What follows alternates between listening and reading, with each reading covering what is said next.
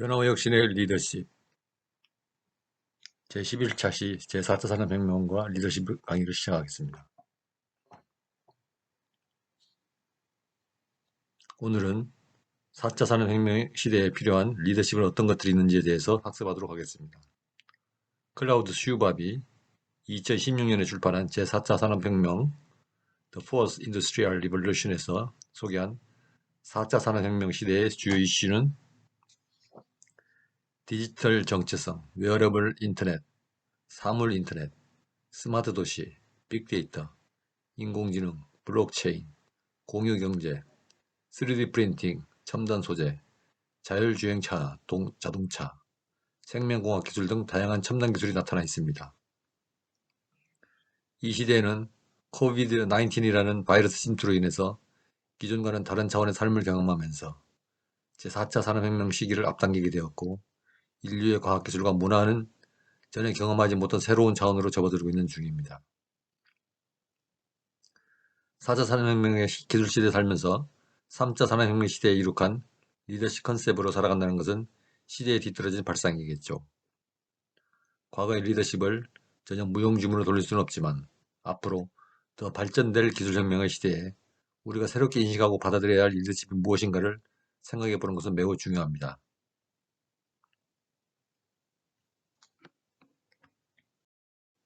제11주차 학습 목표 및 내용을 말씀드리겠습니다.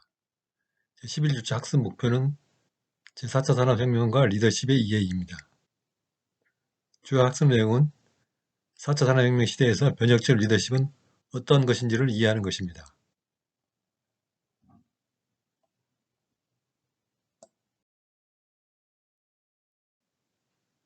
오늘 강의할 내용의 목차는 다음과 같습니다. 1. 4차 산업혁명과 리더십. 2. 사람 중심의 리더십. 3. 경영 컨설팅에서 AI 시대의 리더십이 요구되는 조건. 4. 손수건 리더십. 5. 제4차 산업혁명 시대의 주인공이 되는 조건. 6. AI 리더십과 정부 역할. 7. 4차 산업혁명 시대의 여성 리더십 극대화 방안. 8. 4차 산업혁명 시대의 리더십 역할. 9. 4차 산업혁명 시대의 언어 품격 등 9가지 주제에 대해서 말씀드리도록 하겠습니다.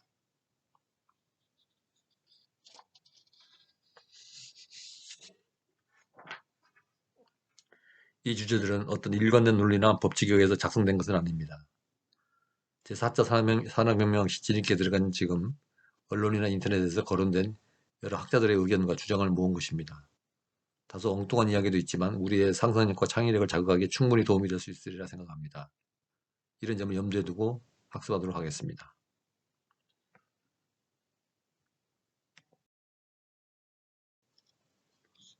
먼저 제4차 산업혁명과 리더십이라는 주제에서 우리는 4차 산업혁명이란 무엇이며 어떤 리더십이 필요한지를 살펴봐야 합니다. 4차 산업혁명이란 디지털 정체성, 웨어러블 인터넷, 사물 인터넷, 스마트 도시, 빅데이터, 인공지능, 블록체인, 공유경제, 3D 프린팅, 첨단 소재, 자율주행 자동차, 생명공학 기술 등 다양한 첨단 기술이 융합된 산업의 발달이 이루어지는 상황을 의미합니다. 이 가운데 인류가 생존하기 위한 적절한 지도력을 갖추는 것이 바로 4차 산업혁명의 시대의 리더십을 말하는 것입니다. 인류의 산업화 과정은 전기기관의 발명으로 촉발된 간의 수공업으로부터 공장제 기계공업으로 발전이 되고 교통이 획기적으로 발달하게 되었던 제1차 산업혁명이 있었습니다. 그리고 전기와 컨베이어 시스템의 발명에 의해서 대량 생산이 가능하게 된 제2차 산업혁명을 지나왔습니다. 그리고 인터넷 등 통신기술의 발달로 물리적인 시장의 범위를 무형의 사이버 시장이라는 무한한 공간으로 넓히며 세계 경제의 규모를 크게 확장시킨 제3차 산업혁명으로 발전되어 왔습니다. 이제 21세기 이른 지금 제3차 산업혁명에 이어 제4차 산업혁명의 기술 및 방법론이 빠르게 전개되어 가고 있습니다. 산업혁명의 단계는 거듭하면서 산업뿐만 아니라 정치, 경제, 사회, 문화 등 모든 분야의 변화와 혁신을 수반했습니다. 특히 4차 산업혁명은 앞으로 모든 분야에서 더 큰 시대 변화를 예고하고 있고 이에 대한 우리 대비가 절실히 필요로 하고 있는 시점입니다.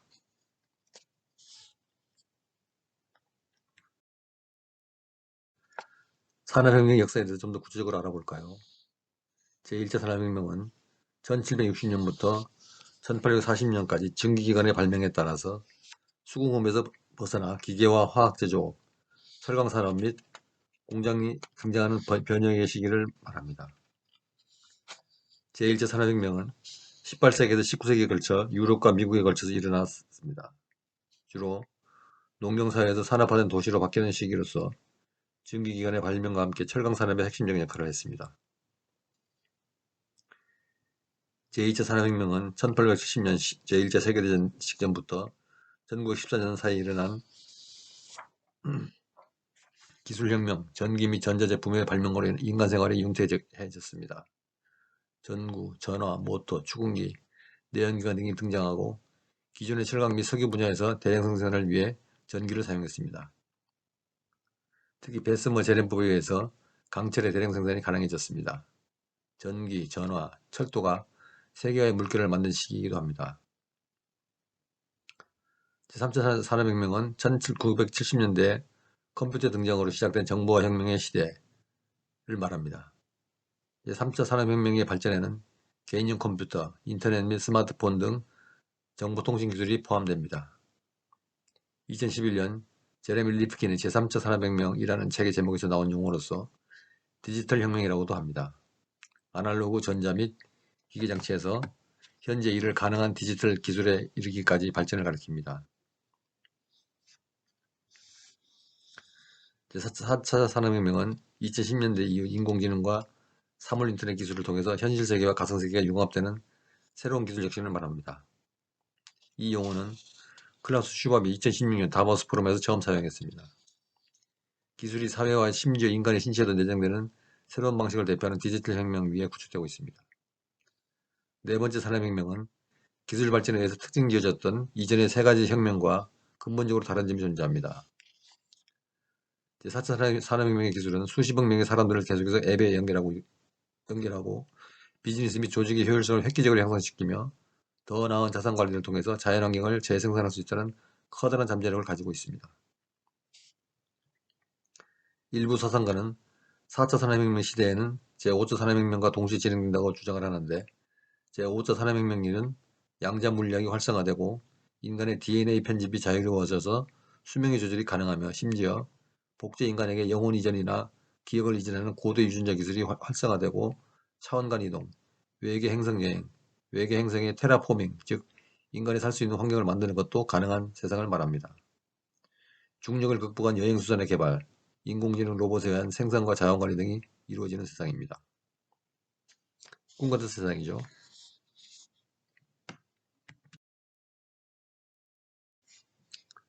자, 두 번째 주제로 사람 중심 리더십을 살펴보겠습니다.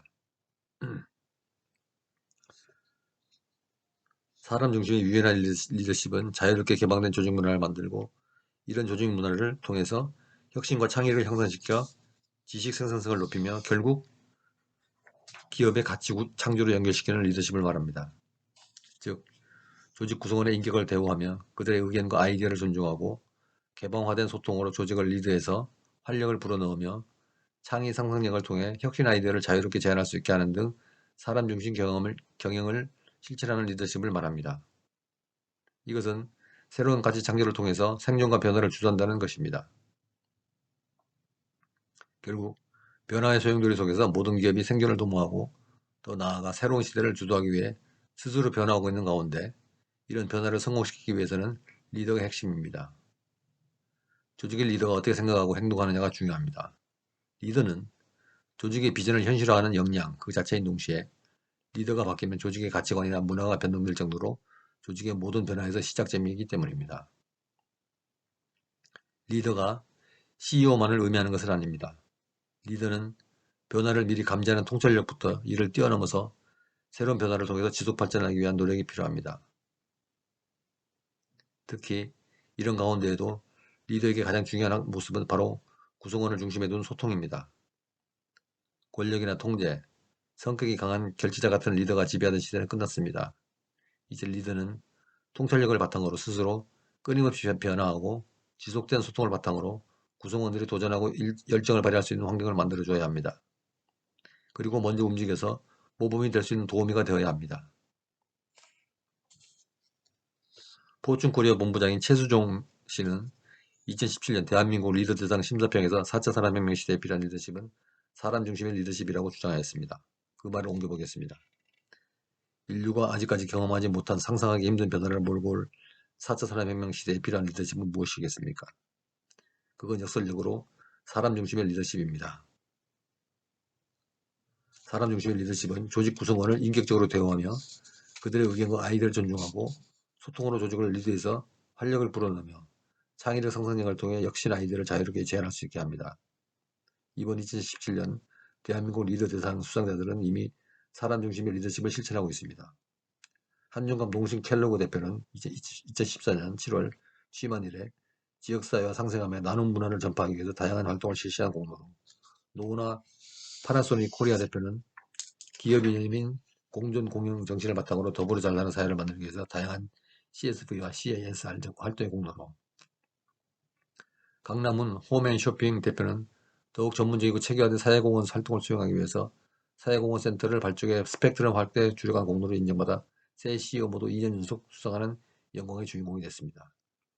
그리고 이경섭 NH농협은행장, 이석식 스크린야구왕 대표, 김봉준 아프로존 회장, 유박영 웰레이징 센터 원장은 고객중심, 고객만족 경영으로 수상의 영예를 안았습니다. 신혜성 YDG 대표와 최성욱 프레제니우스 메디칼 케어 코리아 대표는 신뢰 경영의 성과를 인정받았습니다. 오동석 다인그룹 회장은 뛰어난 리더십 경영, 임동표 MBG 그룹 회장은 글로벌 경영의 모델로 평가됐습니다. 또 제4차 산업혁명 시대에 걸맞는 배신을 추구하고 있는 이석구 스타벅 코리아 대표가 디지털 경영으로, 이정훈 스탠다드 그래핀 대표는 기술혁신 경영, 최윌리엄 포스처 360 대표는 미래 창조 경영으로 수상합니다. 이와 같이 인간 중심의 경영은 무엇보다 우리의 삶을 인공지능에 맡겨서는 안되며 인간이 인간으로서 가장 인간다운 삶을 누릴 수 있는 세상을 만들기 위해서 필요한 컨셉이 아닐 수 없습니다.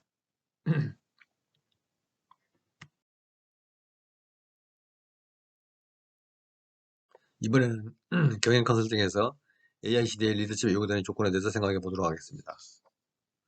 서울경제신문사 기자 박정열은 AI 시대 사람의 조건 휴탈렛이라는 저서에서 경영 컨설팅 기업에서 AI 시대의 리더십이 요구되는 4가지 역할에 대해서 고객 커뮤니케이션 관리, 기술 거버넌스, 채용 전략, 기술 혁신 등 4가지 중요성에 대해서 강조했습니다.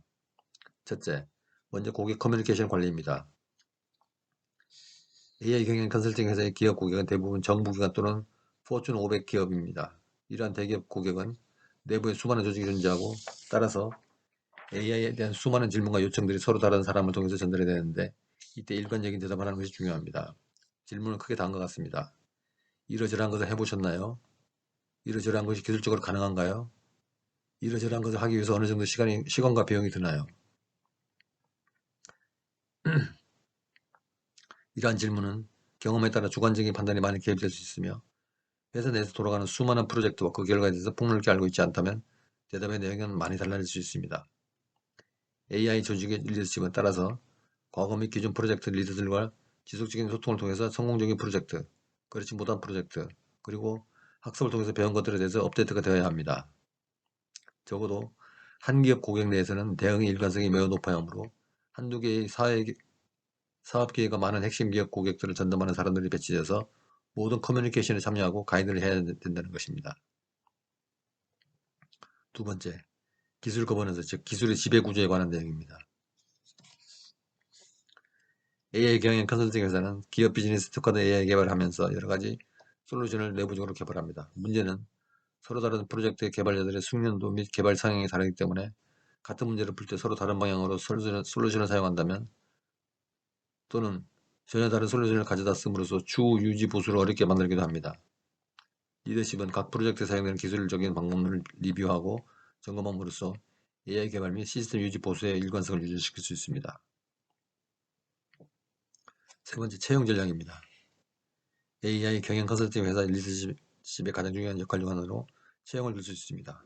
이는 단순히 이력서를 검토하고 인터뷰를 하는 것도 포함이 되지만 사실 더 중요한 역할은 미래 시장의 모습을 예측하고 수요 곡선에 앞서서 채용을 하는 것입니다. AI 경영 컨설팅의 시장은 금융, 소비재, 통신, 전력, 제조, 정부기관 등 여러 군데 존재합니다. 그러나 그 속도는 각기 다르며 각 산업에서 요구하는 AI 기술도 다릅니다. 리더십은 산업별 기술별 프로젝트 수주 트렌드를 지속적으로 모니터링하면서 내년, 내후년 어떤 모습의 프로젝트가 많을 것인지 예측하고 그 인재들을 뽑기 위한 계획을 세웁니다. 어떤 학교, 어떤 AI 프로그램이 좋은지, 어느 지역 오피스를 전략적으로 덩치를 불릴지 등에 대해서 의사결정을 해야 합니다. 네 번째, 기술 혁신. 마지막으로 혁신에 대한 요구입니다. AI 경영 컨설팅 시장의 규모가 빠르게 증가하면서 당연히 경쟁도 치열하게 되고 있습니다. A라는 AI 컨설팅 회사가 특정 비즈니스 프로세스에 대한 경험이 쌓이면 당연히 다른 경쟁자에 비해서 아는 것이 많아집니다. 또한 개발 과정에서 시장에 존재하지 않는 기술을 만들어내기도 합니다. 리더십은 이러한 크고 작은 혁신 중 중요한 것을 골라서 차세대 솔루션으로 발전시킵니다. 보다 정확하게는 그것을 개발하기 위한 투자의 시기와 규모를 결정합니다. 마지막으로 그것을 시장에 지속적으로 마케팅하고 영업에 활용함으로써 A라는 기업의 차별적인 경쟁력으로 인식시키기 위해서, 즉 브랜드화를 위해서 노력을 해야 한다는 것입니다.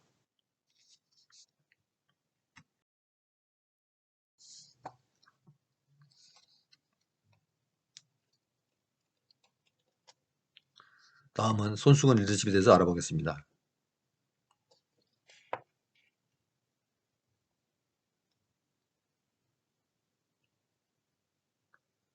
트랜스포머 인드 코리아 대표이사 문학 박사인 유철기는 서울시정 일보의 칼럼인 제4차 산업혁명 시대를 이끄는 리더십에서 가장 한국적인 리더십이 필요하며 필자가 생각하는 한국적인 리더십은 손수건 리더십이라고 주장하였습니다. 그렇다면 손수건 리더십을 실천하는 리더 특징은 무엇일까요?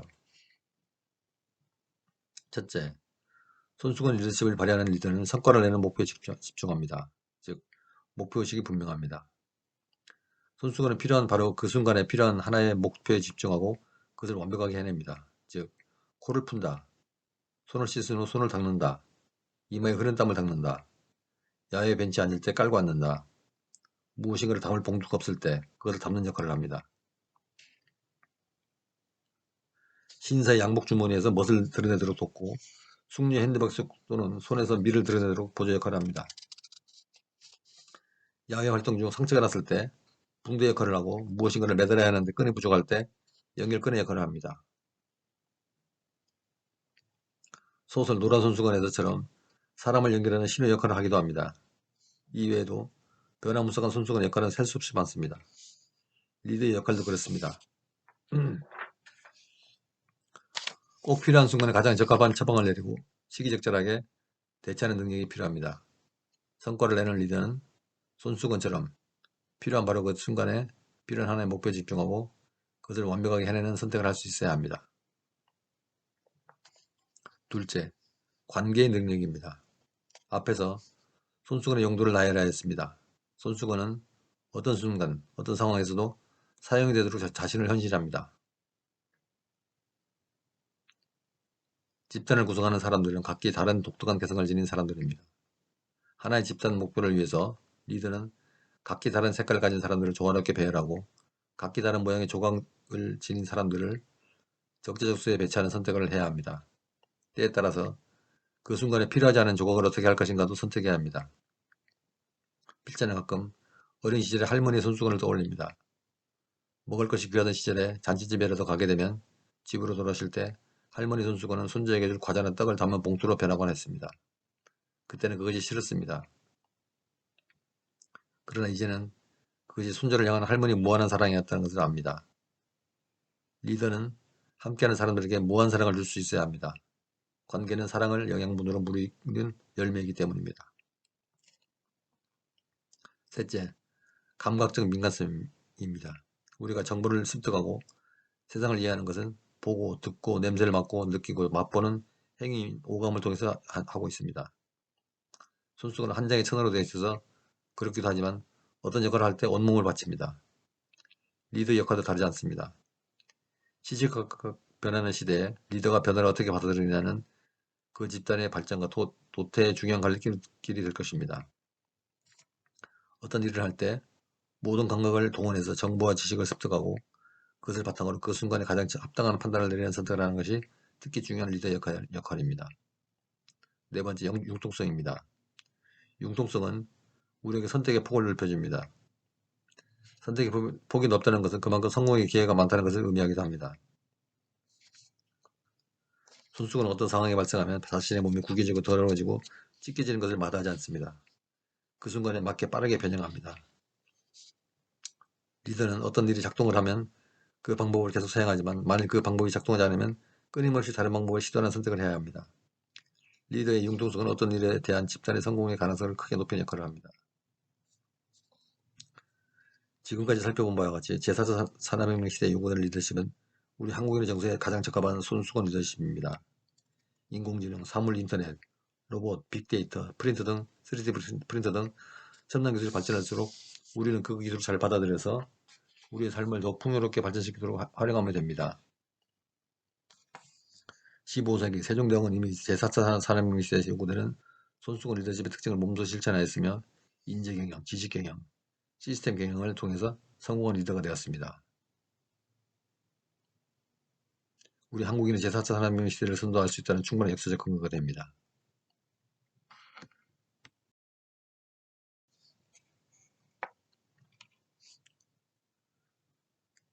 다섯 번째 주제로 제4차 산업혁명 시대의 주인공이 되기 위해서 준비할 사항이 무엇인가를 알아보겠습니다. 크게 세 가지를 지적을 했는데요. 유철기라는 학자는 우리가 제4차 산업혁명 시대의 주인공이 되기 위해서 어떻게 준비해야 되는지 할 사항을 다음과 같이 말합니다. 첫째, 새로운 산업의 창출입니다. 카이스트 이수영 교수는 인공지능과 미래사회라는 주제의 강연에서 인공지능의 출현은 위기나 재앙이 아닌 축복이므로 인간과 지능기계가 공존하는 사회의 새로운 문화가 필요하다고 주장합니다. 이 교수는 기계에게 지능을, 인간에게 자유를 이라는 슬로건을 오래전부터 사용하고 있다고 소개하며 미래사회의 인류는 인공지능 모델 개발자, 인공지능 모델 응용기술자, 인공지능 사용자로 나뉠 것이라고 말합니다. 인공지능을 우리의 삶이 더 풍요롭게 하는 방향으로 사용하는 것은 결국 우리의 몫입니다. 새로운 산업을 창출합시다. 둘째, 끊임없이 학습하는 것입니다. 필자는 최근 네이버에서 만든 클로바의 인공지능 스피커를 구입하였습니다. 스마트폰 앱을 설치하고 블루투스 기능을 설정하고 나니 스피커와 내가 대화를 할 수 있게 되었습니다. 사실 스피커와 대화를 나누게 되기까지 상당한 시간이 걸렸죠. 제대로 작동이 되지 않아 사용 설명서를 읽어보고 앱을 지웠다 다시 설치하는 과정을 거친 후 정상적으로 작동하게 되었습니다. 앞으로 집안에서 사용하는 모든 가전제품도 우리와 대화를 하게 될 것입니다. 스마트폰 사용법과 가전제품의 사용법 정도를 배워야 합니다. 학습에서 가장 중요한 도구는 역시 책입니다. 독서하도록 합시다. 셋째, 마음을 회복하는 것입니다. 사실 필자는 이 부분이 무엇보다 중요하다고 생각하며 이를 마음혁명으로 지칭합니다. 로봇과 함께 사는 세상, 가전제품과 대화하며 살아가는 세상에서는 무엇보다 마음혁명이 중요합니다. 따뜻한 마음, 할머니의 사랑, 어머니의 사랑이 절실히 요구되는 시대입니다. 김형효 교수는 2007년 발행된 김명효의 철학산책 마음혁명이라는 책에서 세상을 혁명하려 하지 말고 마음을 혁명해야 한다고 주장했습니다. 성균관대학교 이기동 교수는 한국인의 정서와 사상이라는 주제의 강연에서 마음을 챙기는 시대가 도래했고 마음을 챙기는 선수가 한국인이라며 이 시대의 성공 비결은 한국인의 장점을 찾는 것이라고 했고 그것이 마음을 챙기는 것이라고 했습니다. 그것은 곧 마음의 변화인데 나를 돌아보고 주위 사람들에게 행복한 마음을 베풀며 가족들에 대하고 정을 나누고 따뜻한 마음을 회복하는 것입니다.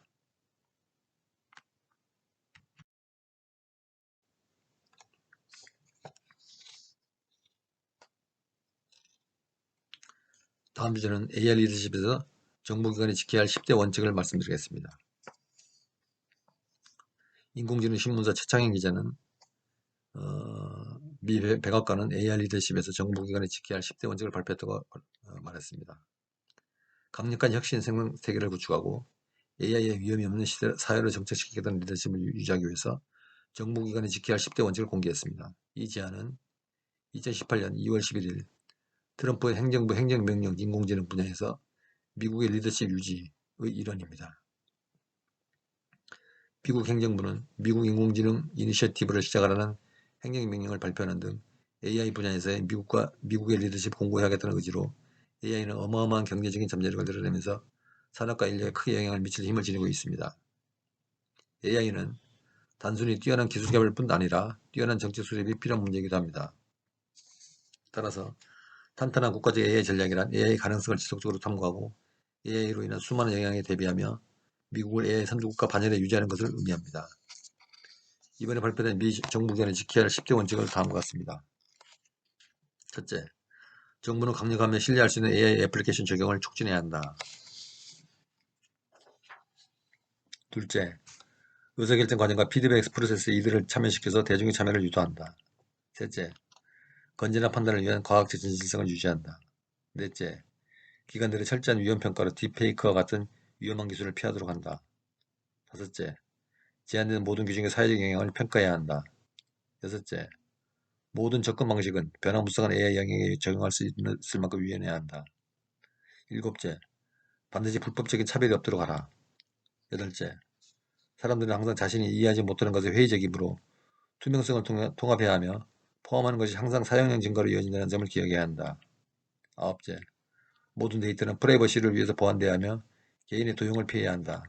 열 번째, 보안이 너무 강하면 개발자 커뮤니티에서 정책을 위반하고 투명성이 결여될 수 있다. 기관들은 AI 관련 정책에서 일관되고 예측 가능하도록 서로 대화해야 한다.